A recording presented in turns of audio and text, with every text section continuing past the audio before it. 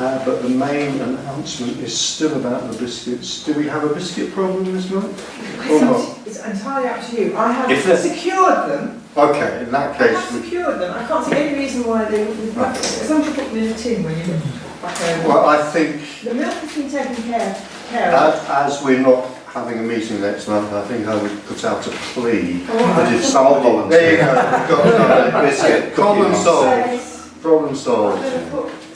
What, all of them? No, I only the open ones. Well, in a way they're... In a way they're all open. Well, keep one for the cat. In that These are. Yes, you might have guests. And this is that might have. There you go. Okay. Actually, these are not what they seem. Nothing is what it seems in this place. I don't think they're chocolate digestive. I think that could stand as our motto. Nothing is what it seems. Which is also, we can pun on that, can't we? Nothing is what it seems. This is what nothing seems. This is what seems to be happening. The difference between, if you like, the one who believes himself to be a person with all that involves, and the seeing that there is no person, is the difference between this is what it seems and this isn't what it seems. To the person, this simply is what it seems to be, and when that's seen through, it's no longer what it seems. Because it seems to be just real. It isn't just real. It is real, but it isn't just real.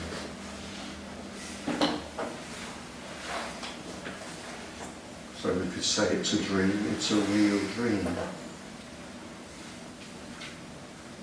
There seems to be someone in that dream who has some purchase on it, who can manipulate it, if you like.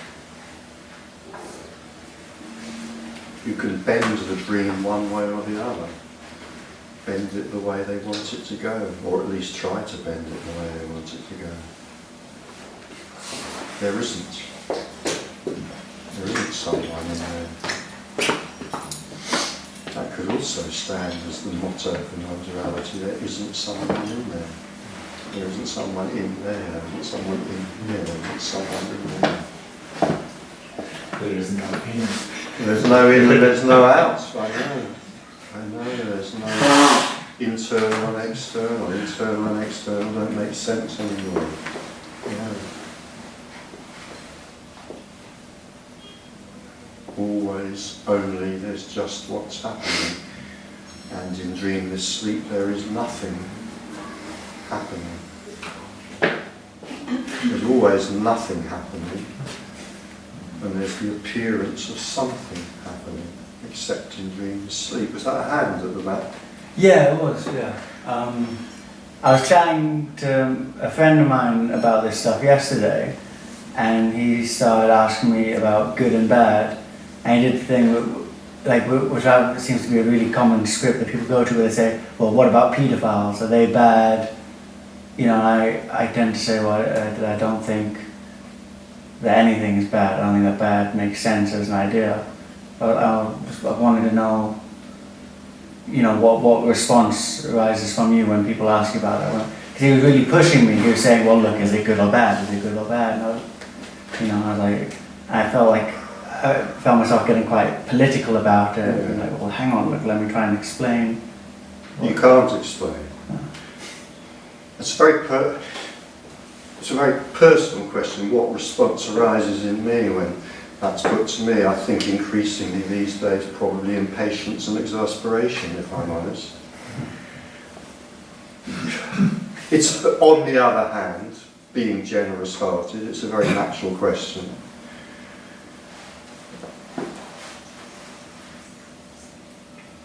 It's a problem with this when the mind gets involved and wants to look at this in conventional ways. there's a character here, there's a character there, there's a character there. I don't know what that character's like, but it may be fairly conventional. This character's fairly conventional. So it makes judgments, and it makes judgments which are probably fairly similar to a lot of other characters. This is the kind of, so what you're saying is I might as well go out and murder people on the streets sort of question. Yeah, yeah. No, that's not what's being said here. What's being said is there is no one who goes out and murders people on the streets. Nevertheless, that does happen, we notice, so that's not a very satisfactory answer for the kind of the mind that feels itself to be separate and wants to pick holes in this. Mm-hmm. So perhaps the real answer or the thing to say about your question is, why are you talking to people about this? Why are you talking conventionally? It's kind of impossible in a way. If the mind wants to pick a fight with this, it will pick a fight with this. And I've said this often before, where you get an argument between the mind and non-duality, the mind will win. Nevertheless, there's a character here, and this character makes judgments about things like murdering people on the street.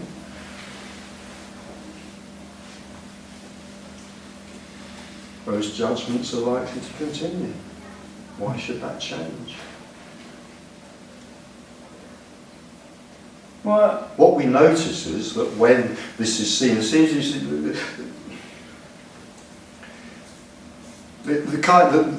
the assumption that question comes from is it is conventional morality and only conventional morality that stops us murdering people on the streets. It's ridiculous. Yeah.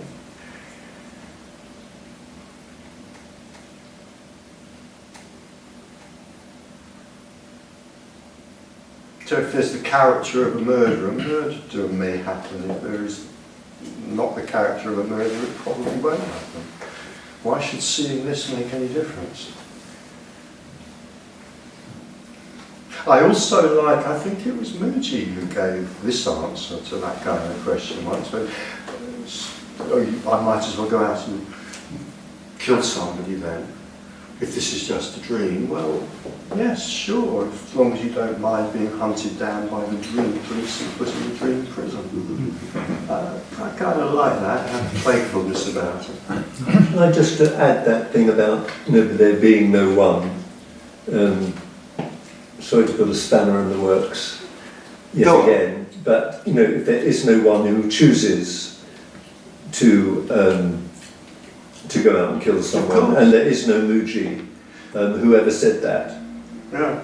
And yet, nevertheless, in the dream, a dream of Muji saying that arises, and there's a memory of it here, and a liking of that. I think it had kind of playful quality about it, I liked. Yeah. Yeah. It's the old who's driving the dream bus analogy, isn't it? Yeah. It's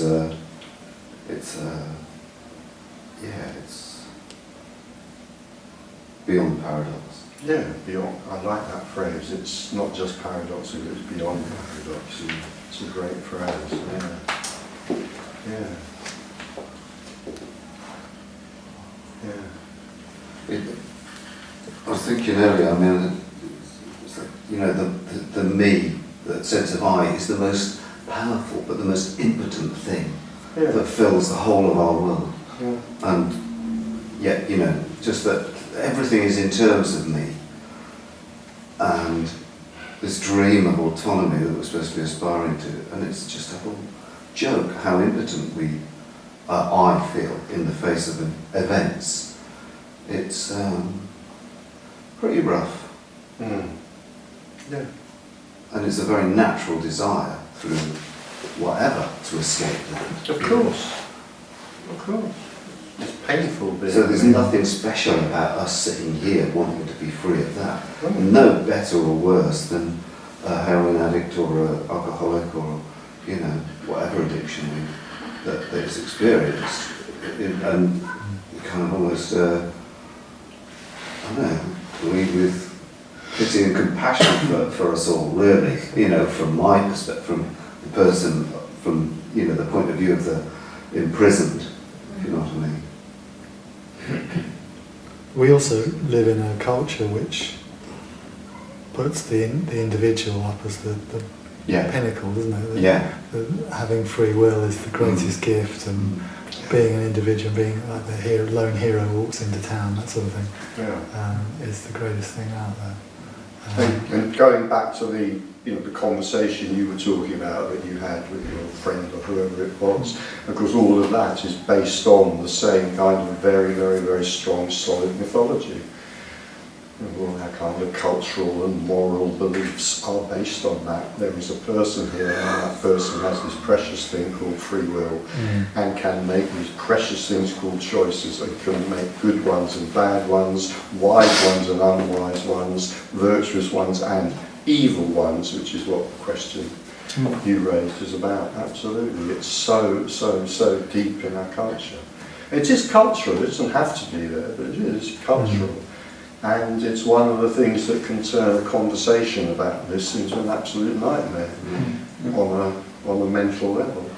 And by necessity, there's winners and losers. You know, it's all about those terms. A lot of people over the years have kind of talked to me or emailed me or contacted me in one way or the other about the frustration of talking about this I can't think of a phrase I want to say, kind of in normal society, as it were. It's probably best avoided.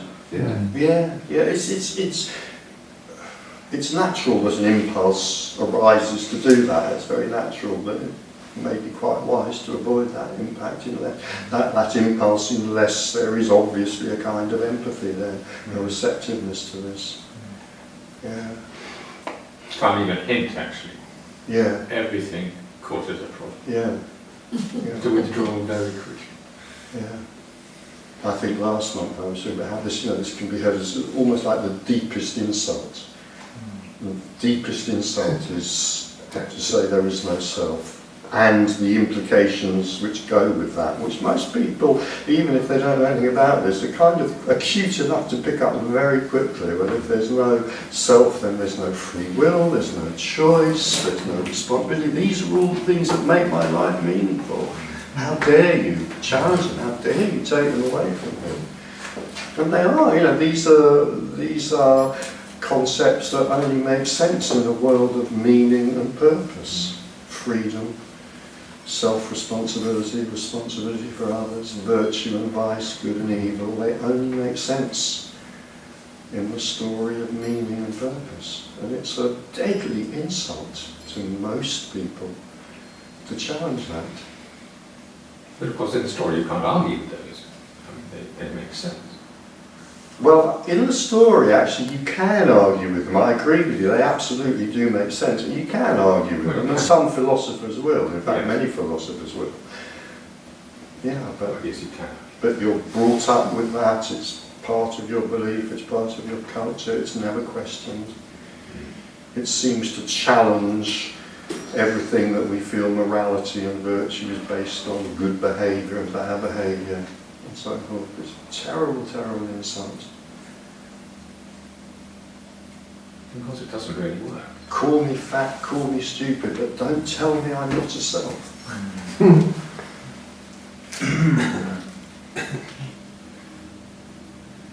It feels like talking about this stuff to other people is helpful, and that. I guess that's within the dream, is the idea of cause and effect. I'll tell people this and it'll change their worldview and they'll lead happier lives. That sense in me at least is quite strong, Okay, so that will very likely continue to happen then. The thing is, it seems to frustrate people, but like say my friend James yesterday, we were talking, me and Zoe, we were having a great time talking about this stuff, Eventually Zoe leaves and he starts getting frustrated. And a few times I was like, sorry, we can stop talking about this if you want. And he was like, no, I'm happy to talk about it. I'm just going to continue being annoyed at you. And it was interesting, Because he was saying, I've been having these kind of conversations with him to, I think it's like over the years it's gone more and more, but you know, I'll see him every few months, every year, and we'll talk about this a bit. And he was saying, well, it's a waste of time, we're just talking about abstract stuff that goes nowhere, like running in circles. But to me it feels like there's a huge expansion happening within this conversation that's apparently going nowhere, you know. And I don't know if it is or isn't, but it feels like it is. So it's a bit confusing when someone else says that it makes no sense to them, or it's rubbish, or that it's going nowhere. And when non-duality bites, when the tiger bites, suddenly it isn't abstract anymore. Mm. That can happen. Obviously that can happen. Yeah. I'm not sure what you mean. So you mean when it bites? Well, we can, to say this is abstract, you know, we're talking about this, maybe we're exchanging ideas about it kind of philosophically, perhaps we're having a kind of an amicable fight about it, and it's frustrating, and and all of that goes on. When the mystery of it seizing us happens, then it's no longer abstract, suddenly it's very, very real. I still don't get what you mean. So there might be an interest in this of an intellectual kind. Okay. And that might be a liking or a disliking, a philosophical or wrestling with it or whatever. And then that can become a magnetic, let me use a different metaphor, instead of a tiger biting, to use Ramana's metaphor, it just becomes a magnetic pull. Or maybe it remains abstract, but you just feel compelled, you feel attracted to that abstraction. No, compelled sounds good. I feel very much it's a compulsion. Yeah, Yeah. I think many people do. It suddenly becomes a compulsion. It goes from something which you may have no interest, or something you find frustrating, or something you have a philosophical interest, and then suddenly, bang, it's kind of unavoidable. Yeah, that's like in my case, it's like I don't understand half of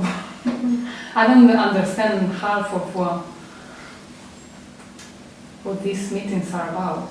Does that mean you understand the other? I understand half of it.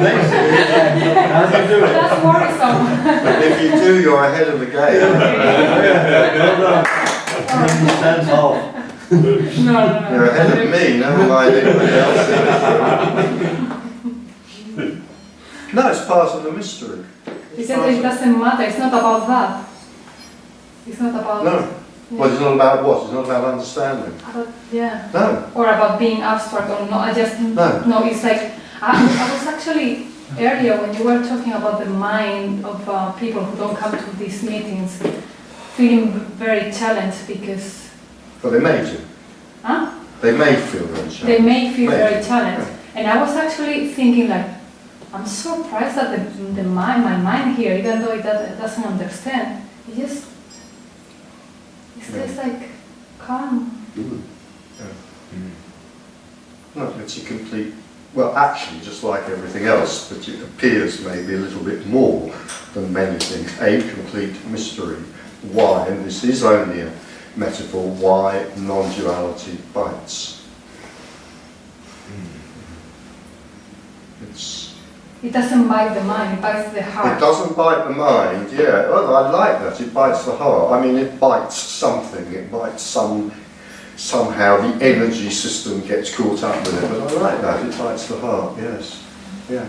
And bites the heart regardless of what the mind may say, or in spite of that. And many minds find themselves at non-duality meetings for a long time, experiencing huge amounts of frustration, and yet are still there. Month after month after month, and the frustration can go on, it makes no difference.